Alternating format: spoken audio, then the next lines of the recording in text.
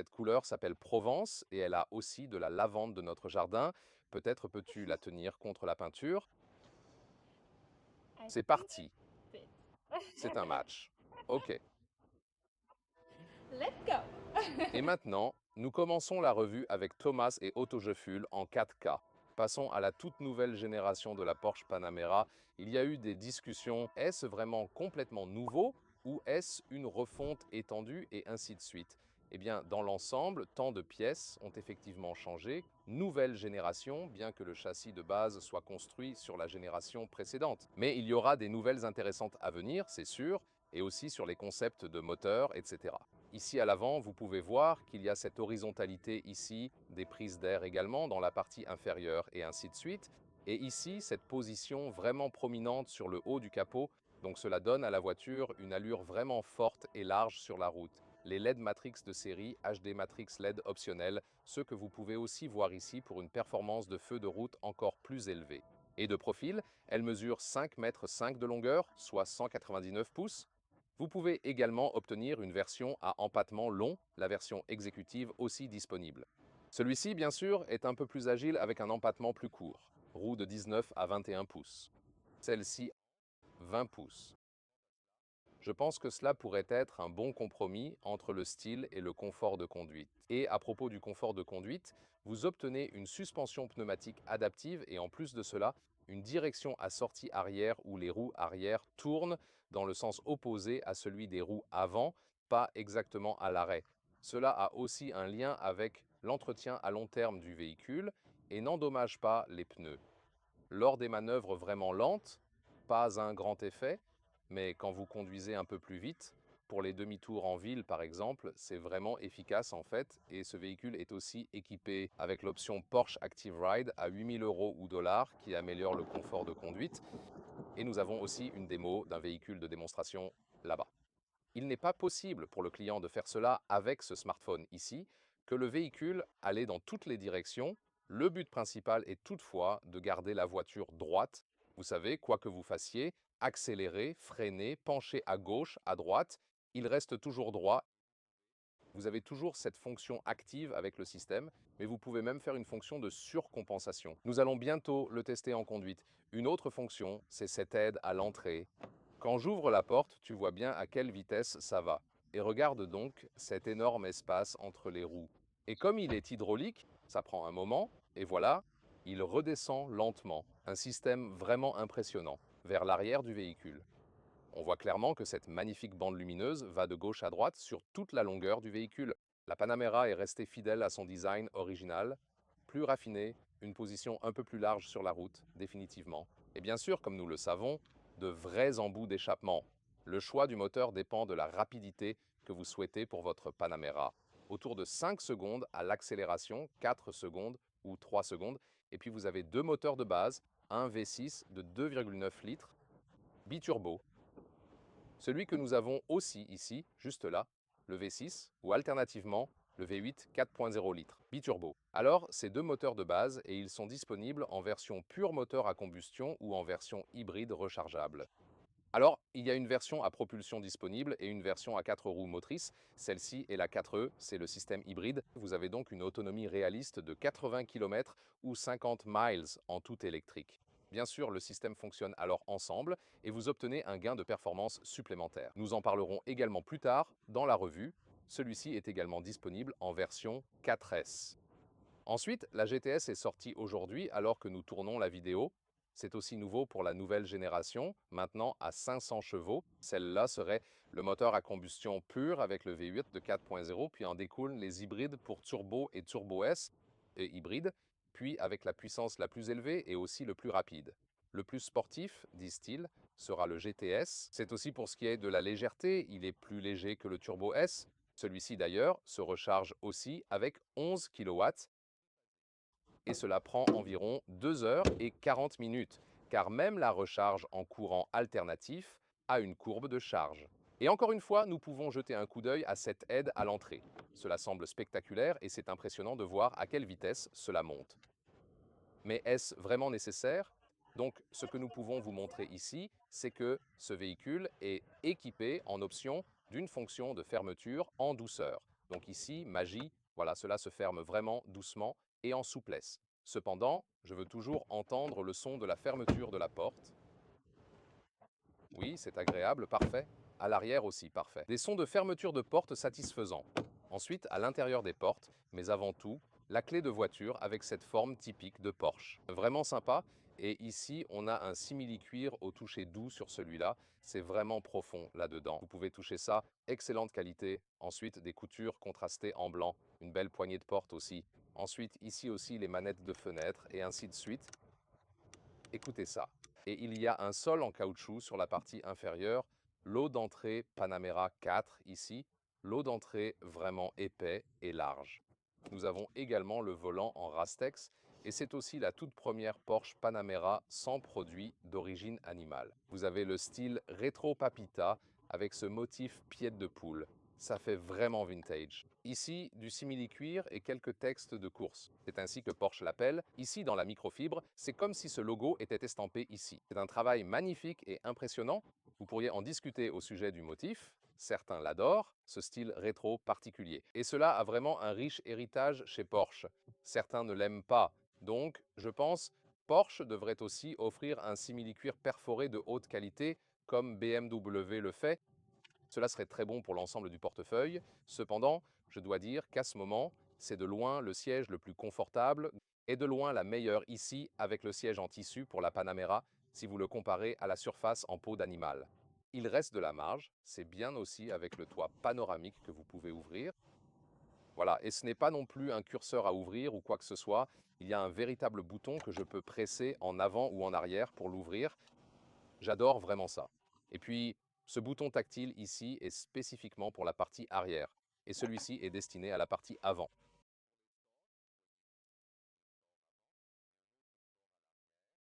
Dans ce cas, c'est ouvert. Le premier est fermé, mais vous pouvez les gérer séparément. Vue d'ensemble du cockpit, absolument tout est vraiment repensé. Écran, écran, écran. Nous avons des instruments numériques, un écran central, un écran passager en option, et je ne peux pas... Peux-tu le voir en fait sous cet angle? Un petit peu, mais quand tu vas plus droit maintenant, comme plus droit ici, alors on peut mieux le voir parce que ce n'est possible de le voir comme directement d'ici. Mais quand tu regardes de côté, tu ne peux pas le voir pour des raisons de sécurité afin que le conducteur ne soit pas distrait par ça. C'est ça, tu vois. Et puis ici, le tableau de bord, c'est vraiment très doux ici. J'aime bien. Ensuite, il y a l'horloge analogique. La boîte à gants est là. Oh, avec beaucoup de bazar. Personne n'a vu ça. Oui, c'est le fameux Deutsche Parkour. Vous en avez besoin à certains endroits de stationnement et cela doit avoir exactement cette apparence. Si c'était une couleur différente, une forme différente, alors vous allez directement en prison et brûler en enfer. Droit allemand. Puis cette très grande console centrale. Elle a l'air vraiment impressionnante. Je trouve super cool qu'ici, on ait encore un contrôle de volume manuel comme ça, avec de jolis cliquetis. Aussi, l'unité de température a de magnifiques sons de clics. J'adore ça. Puis ce molettage en métal, style rasoir marron, comme le levier de vitesse, comme ici. Aussi ici, refroidissement des sièges avec des sièges en tissu. C'est parfait, la meilleure combinaison pour l'été. Et vous pouvez activer chauffage et refroidissement des sièges en même temps. Par exemple, quand il pleut en hiver et qu'il fait froid et humide dehors, alors cette combinaison peut avoir du sens. Donc j'adore qu'il soit toujours disponible. Cependant, cette énorme console centrale en noir brillant présente des inconvénients. Vous le verrez peut-être plus tard dans l'essai de conduite. Désolé, je ne voulais pas vous montrer, vous savez, comme si je couvrais un peu de sueur ici. Il fait vraiment chaud ici aujourd'hui. Alors ici, ce truc noir brillant, ça peut refléter beaucoup d'éblouissement directement dans votre visage quand le soleil vient de par ici, puis là se reflète ici, puis là. Et alors j'étais vraiment content de tout ce noir brillant. Alors ce n'est pas la solution idéale, je pense. Il y a aussi ça ici. Vous pouvez déplacer ça ici pour le plier. Pourquoi ne pas mettre celui-ci en position fixe et ensuite vous pouvez simplement le replier? Je ne comprends pas pourquoi ils ont fait celui-ci de manière mobile. La raison est probablement que ça verrouille un peu la chose ici, la maintient en place de sorte que vous ne pouvez pas l'ouvrir comme ça. Voici un pad de charge inductive avec refroidissement pour qu'il ne surchauffe pas. Deux chargeurs USB-C, des porte-gobelets adaptatifs juste ici Et puis ce magnifique grand accoudoir ici recouvert de microfibres Raystax pliées. Et ensuite, vous pouvez y ranger tout votre bazar. Une alimentation 12 volts. Donc tant de solutions magnifiques parce que je peux encore contrôler manuellement l'unité climatique. Je peux manuellement avec un retour réel. Contrôler le toit ici sur le volant, j'ai, vous savez, le contrôle du volume, le contrôle de la conduite et la sélection, POV du conducteur. Ici, les modes de conduite au volant, très agréable à contrôler. Et puis, vous pouvez soit le regarder ici sur les instruments ou aussi dans le système d'infodivertissement central. Donc c'est bien possible. Ensuite, vous contrôlez les tuiles individuelles ici des différents instruments numériques. Donc au milieu, sur le côté ou à gauche, comme ça ce que vous voulez vraiment voir, les forces G, l'état de la batterie au centre. Vous pouvez également modifier toute la mise en page à votre guise. Donc il faut admettre que c'est vraiment sympa. Et vous pouvez également contrôler quelque chose dans l'affichage tête haute. Donc si je fais défiler, maintenant je suis en mode affichage tête haute et je peux même mettre des voilà, comme un style d'instrument dans l'affichage tête haute. Donc ici, à la caméra, ce n'est pas vraiment bien visible, comme à l'œil nu, mais pour les vrais yeux, c'est vraiment agréable à voir. Mais je préférerais probablement garder ça un peu limité. Ensuite, ici, nous avons aussi des pédales de changement. Sympa le retour sonore pour ça. Et sur le côté gauche, un réglage manuel du volume, par exemple, et ce bouton favori ici. Moi, par exemple, je le règle sur cet avertissement de limite de vitesse que je peux désactiver facilement. Système d'infodivertissement, c'est un bon aperçu et, par exemple, vous pouvez choisir les éléments individuels. Vous pouvez également soulever la voiture pour un garage en sous-sol et enregistrer la position via GPS. Ensuite, dans le menu confort, vous pouvez activer ces fonctions Porsche Active Ride supplémentaires que nous testerons en conduisant la voiture plus tard. Vous avez aussi l'intégration d'Apple CarPlay ou d'Android Auto en plein écran. Ce menu principal est très agréable et facile à utiliser. Et dans ces paramètres de conduite, vous pouvez également, par exemple, rétracter le spoiler. C'est généralement fait en conduisant, mais bien sûr, si vous voulez le faire manuellement, cela a toujours l'air très cool de l'extérieur. Siège arrière super intéressant, toucher doux sur les portes arrière, très agréable, couture contrastée. Ici, cette partie est un peu plus difficile, mais elle a une belle structure et une touche douce. Et maintenant, c'est super intéressant aussi à l'arrière. Regardez, les commandes de siège. Vous pouvez même rendre cette partie avant du siège à l'arrière plus longue. Et on voit rarement ça sur le marché automobile, seulement sur, vous savez, la BMW série 7, Mercedes classe S et ainsi de suite. Et oui, vous pouvez aussi comparer une Porsche à ces autres voitures de luxe. Pourquoi pas à certains égards, vous pouvez aussi modifier la partie arrière du siège, comme l'inclinaison, tout ça électriquement avec ces commandes. C'est toujours intéressant de voir comment on replie les sièges à partir d'ici, mais il y a comme un bouton à côté de l'appui-tête. C'est en fait une solution assez pratique. Et aussi, le confort de ce coussin en microfibre est vraiment extraordinaire et je pense que c'est un excellent point. Encore une fois, cette surface en tissu offre ici le meilleur confort. Encore une fois, vous pourriez discuter du modèle de siège et d'une autre option. Pour l'instant, c'est bien le choix le plus confortable disponible pour les sièges arrière et quand je m'appuie, c'est très confortable, mais pour cette longueur, ça n'offre pas beaucoup de place pour les jambes. C'est vrai. Ici, quand je conduis avec le siège comme ça, il y a, vous savez, ça convient aux adultes grands, oui, mais pas plus. En choisissant la version exécutive à empattement long, vous aurez bien sûr plus d'espace pour les jambes, mais ça marche. Encore plus de fonctions disponibles. Vous avez un écran dédié, vous pouvez même voir la vitesse ou la force G depuis l'avant. Et des sièges en tissu à l'arrière avec refroidissement. Il est vraiment si rare de voir ces combinaisons ici. C'est vraiment très impressionnant, je dois dire. Et vous pouvez aussi contrôler toutes les nuances distinctes. Par exemple, ici, ce store peut être contrôlé séparément du store avant. Donc vous n'appliquez que le store arrière ici pour ce petit toit en verre. Par exemple, ici aussi, je vais vous montrer le pare-soleil arrière dans le coffre une fois de plus, mais oui, afin que vous puissiez obtenir différentes perspectives de tout cela. Alors, nous avons ici cet accoudoir et il a aussi ces motifs vraiment très doux ici. Je suis vraiment satisfait de la qualité de l'intérieur sans cuir animal. Microfibre Rastex, vous pliez ça, encore plus d'espace en dessous. Mais vous pouvez également utiliser celui-ci comme une trappe pour charger diverses choses. Et puis ici, d'autres fonctionnalités intéressantes, les porte-gobelets. Vous pouvez le soulever un peu comme ça. Donc ouais, encore une fois, je dois dire que ça n'offre pas un siège complètement plat, surtout pas dans cette version, et ainsi de suite. Qu'en est-il du coffre et de l'espace du haillon? Ici, vous voyez comment c'est découpé. Très intéressant. Ce n'est certainement pas le plus accessible. Cependant, puisqu'il s'ouvre dans ce style fastback ou liftback, il est facile d'accès ici. Oui, il a cette, tu sais, cette lèvre prononcée, mais ensuite l'accès ici est très très bon. 495 litres avec l'hybride rechargeable, 403 litres, un peu limité. Cependant, la longueur ici dépasse 1 mètre ou 40 pouces et la largeur, ça dépend. Donc ici sur le côté, c'est environ 90 centimètres ou bien 35 pouces et vous avez cette boîte latérale supplémentaire pour plus de commodité. Oui, rien en dessous, toujours bien utilisable, je pense.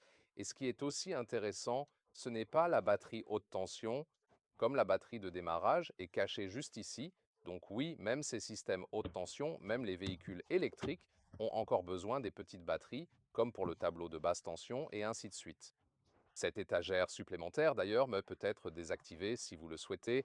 Ce qui est aussi intéressant ici, c'est le rangement des câbles. Et puis, nous pouvons aussi rabattre les sièges et nous devons le faire depuis l'arrière, en fait. Voilà. Et puis, nous avons cette séparation ici, soit comme ça. Oui, c'est en fait un tiers, deux tiers. Et voilà, c'est donc le montage complet. Toujours intéressant d'ailleurs de pouvoir contrôler ce store arrière depuis le compartiment arrière, comme ça. C'est une belle fonctionnalité.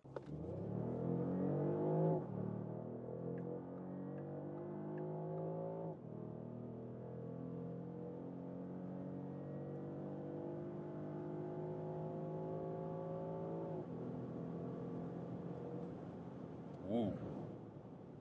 Vraiment super sympa à voir et à entendre. C'était 50 km/h à 200 km/h, une performance incroyable. Très bonne accélération, également très raffinée, aussi avec cette transmission intégrale, très calme et posée. En termes de son, ça ne nous a pas donné grand-chose. Cependant, on avait aussi une batterie pleinement chargée, donc c'était la meilleure accélération possible. Oui, quand la batterie est plus faible, elle perdra petit à petit une partie de sa puissance. C'est la vérité. Cependant, ce véhicule avec le V6 biturbo de 2,9 litres, même si la batterie est déchargée, je veux dire, ça ne sera jamais comme complètement 0%, vous savez, vous aurez toujours un peu peut-être, et aussi quand vous relâchez l'accélérateur, vous obtenez de la récupération et ainsi de suite.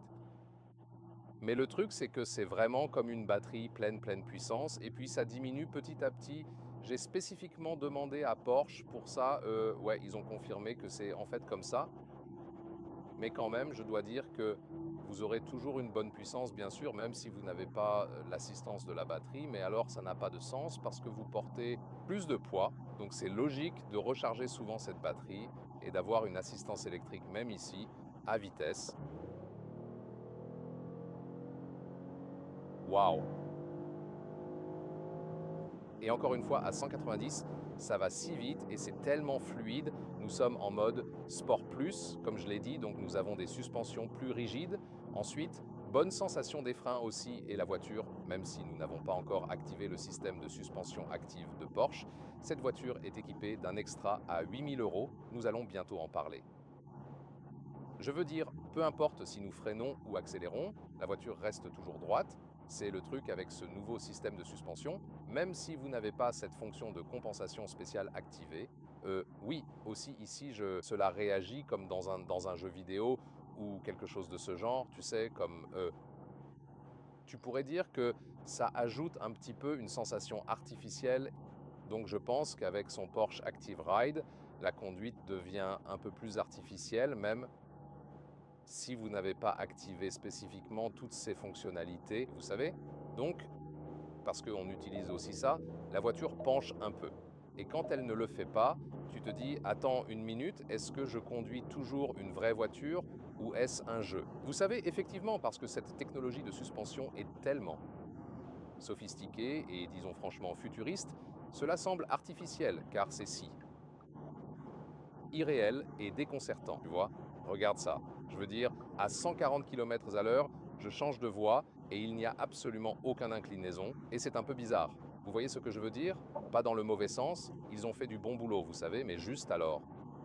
comment est-ce possible, vous voyez? Et en plus, c'est super silencieux ici, donc ce sera aussi plus silencieux qu'un Porsche Cayenne, par exemple.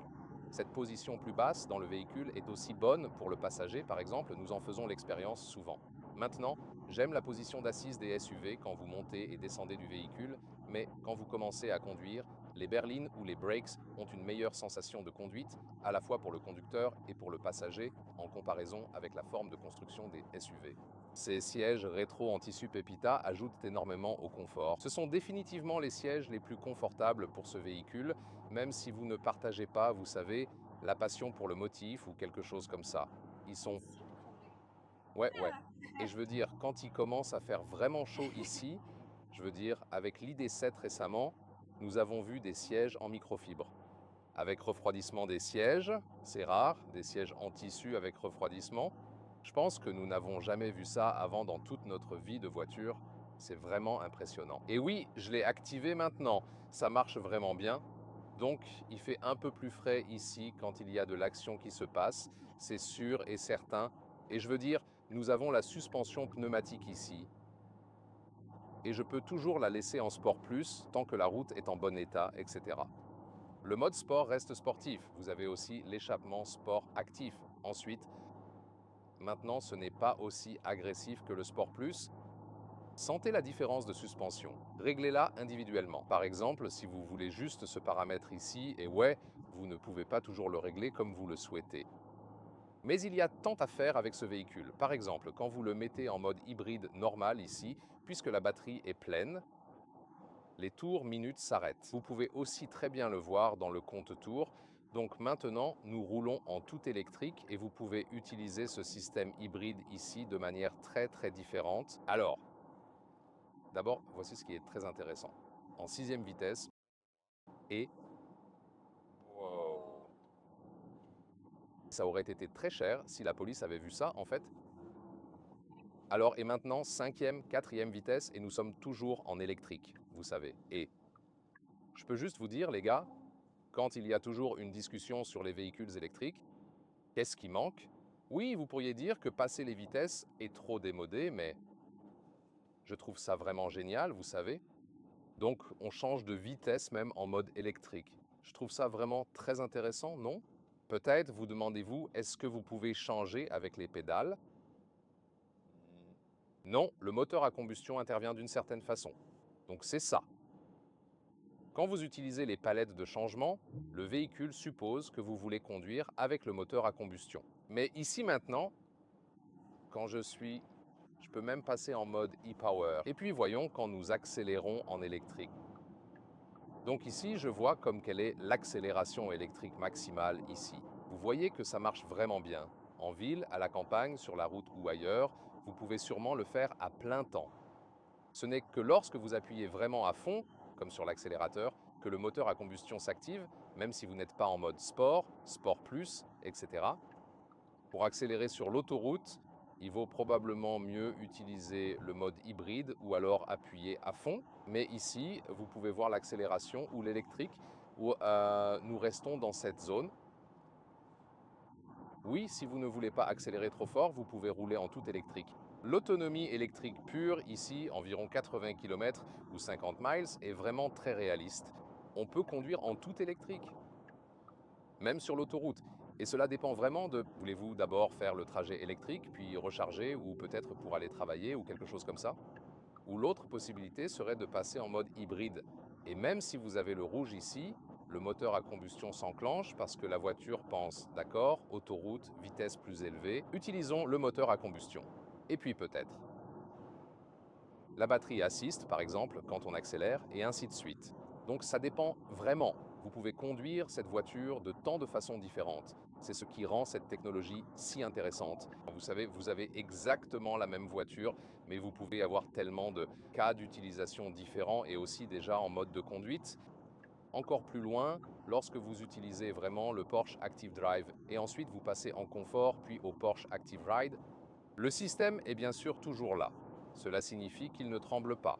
Quand nous accélérons ou freinons, il réduit déjà, vous savez, en maintenant la voiture droite. Mais ça va encore plus loin, disons. Ici, il y a un contrôle actif de l'inclinaison et du tangage. Vous pouvez l'activer facilement, mais seulement en mode de conduite normal. Aussi Taycan, là, Taycan Sport Turismo, qui est vraiment impressionnant. Et maintenant, maintenir la voiture bien stable, surtout dans les virages, est devenu encore plus extrême. Donc quand je suis, par exemple, maintenant sur les freins, la voiture va, disons, légèrement vers le haut à l'avant, mais elle reste droite. Vous voyez ce que je veux dire? Donc il ne plonge pas. Aussi, quand j'accélère, on ne sent pas que la voiture se penche en arrière. C'est aussi pour le maintenir droit.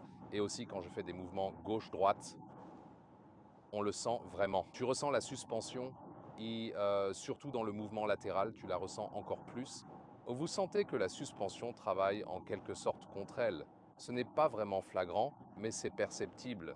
Extrêmement penché dans le virage comme une moto, mais d'une manière ou d'une autre un peu différente. Donc, et nous en parlons depuis la première fois que nous avons conduit ce système, nous l'avons conduit dans le facelift de l'Audi e-tron GT, dans le facelift de la Porsche Taycan et maintenant ici dans la nouvelle Panamera. On le ressent vraiment et c'est un système très intéressant. Passons maintenant à ce virage ici. Et je pense qu'on peut facilement le faire à 90, 100 km/h. Il y a aussi cette bosse à l'intérieur du virage. Voyons voir. Magnifique, waouh! Et nous sommes en mode de conduite normale avec le Porsche Active Ride Active. Comment tu te sens à ce sujet? I don't like it. Elle n'aime pas Yeah. ça, elle n'aime pas ça. Je veux dire, parce que c'est artificiel, ouais. Je veux dire, c'est incroyable d'une certaine Yeah. manière. C'est étrange à nouveau. Je ne suis pas sûr que vous puissiez le voir à la caméra, mais nous penchions un tout petit peu dans le virage par rapport à ce que c'est en dehors. Mais si vous avez ce système ici, même avec une suspension normale, cette voiture ne penche pas beaucoup dans les virages grâce à la technologie. I like it when you feel the corner. Oui, elle aime quand tu le ressens. Le fait est que la technologie est déjà aussi sophistiquée.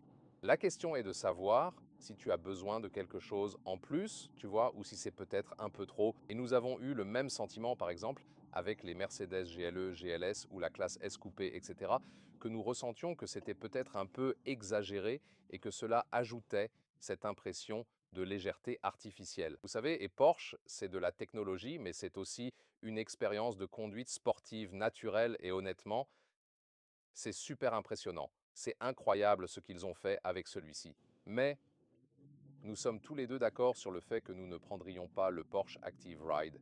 Économiser l'argent pour cette option et profiter davantage de ce sentiment de conduite pure Porsche. Tu sais, alors, ce que nous avons finalement décidé, c'est de désactiver ces fonctions spéciales plutôt que de les utiliser même en mode de conduite hybride normale et de simplement en profiter tel quel, tu sais, et même alors ça ne penche pas du tout. Les prix, ils sont mirobolants, maintenant ça devient vraiment douloureux comme d'habitude avec Porsche. Donc une Panamera d'entrée de gamme, propulsion, sans option, environ 100 000 euros ou dollars américains. Oui, mais si vous choisissez celui-ci hybride et également avec beaucoup de spécifications et ainsi de suite, le Porsche Active Ride, tel que le véhicule se tient ici, ça fait mal. Cependant, si vous allez pour une Turbo S ou quelque chose avec plus d'options, vous pouvez configurer une Panamera jusqu'à 1/4 million. Quant à la consommation de carburant, c'est toujours difficile à dire avec l'hybride rechargeable, car cela dépend de si vous conduisez rechargé ou non. Mais grosso modo, on peut dire qu'il faut encore environ 9 litres pour 1 km. Ce ne sera donc pas une merveille d'efficacité.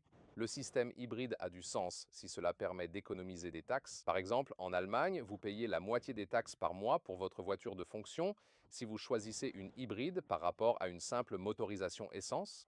Et bien sûr, si vous voulez recharger fréquemment pour conduire localement sans émission, cela a du sens si vous avez un court trajet pour aller travailler. Et puis, à long terme et vraiment plus de plaisir et ainsi de suite, peut-être sur l'autoroute allemande, ce serait un cas d'utilisation pour ça. Quant à ce changement générationnel, oui, je dirais que c'est une nouvelle génération, même si le design de base n'a pas autant changé et qu'il pourrait y avoir le même châssis brut. Tellement de choses, à la fois à l'extérieur et à l'intérieur, ont été touchées, et j'aime vraiment cette version-ci. C'est une couleur unique à l'extérieur, Léa adore, donc oui, elle a pu la choisir aujourd'hui. And inside, Oui, we à get l'intérieur, les sièges les plus confortables. Ben, c'est très important. Je pense toujours que Porsche devrait aussi offrir cuir artificiel de haute qualité. mais celui-ci est pour l'instant le choix d'assise le plus confortable, et pour moi, la Panamera est la Porsche la plus détendue. Vous avez la position assise basse, la sportivité et plus de confort que la 911. Donc je dirais que c'est une de mes Porsche préférées, ou vous, qu'en pensez-vous? Dites-le moi dans les commentaires.